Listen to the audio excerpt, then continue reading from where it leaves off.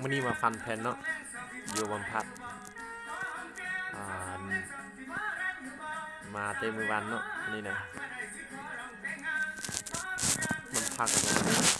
ห้องหมอกไว้นะ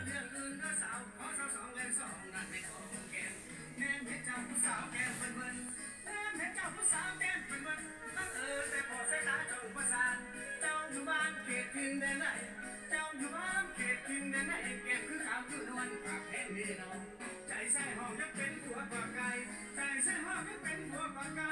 ท่านผู้ลายได้เป็นผู้รองที่ห้องแก้มสิขึ้นตื่นแต่เช้าไปที่ลุกมาออกมาแต่งานยามใดอาชีพของนั่งเจ้าบ่แม่นหมอเดาเด้อล่ะบ่แม่นหมอเดาเด้อล่ะเปิดบอกคือน้ำว่าแก้มเจ้ามันดีแก้มน้องเขาเอิ้นแก้มปีลีแก้มน้องเขาเอิ้นแก้มปีลี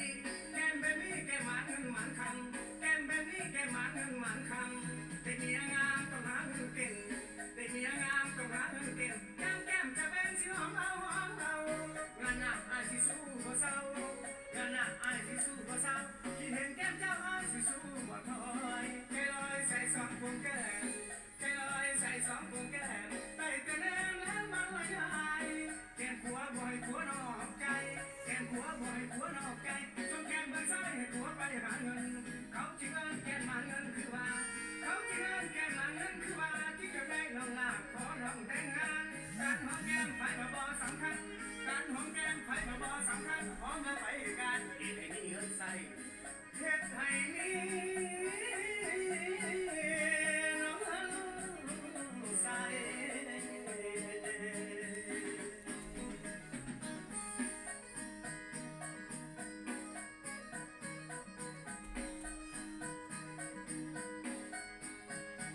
ฟันแผ่นอยู่คนเดียวเงา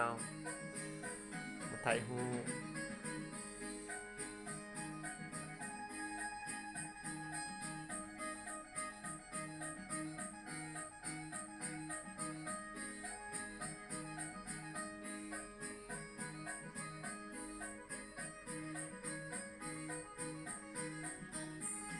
บ่แม่นหมอเดาเด้อล่ะ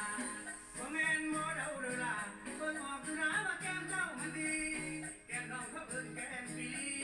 แก้มน้องเขาเอิ้นแก้มปีลีแก้มแบบนี้แก้มหมันเงินหมันคำแก้มแบบนี้แก้มหมันเงินหมันคำได้เมียงามต้องหาเงินเก่งได้เมียงามต้องหาเงินเก่งแก้มแก้มจะเป็นสิหอมเอาหอมได้เมียงามต้องหางเก่งเลยบุญยนต์ขึ้นมาเนาะ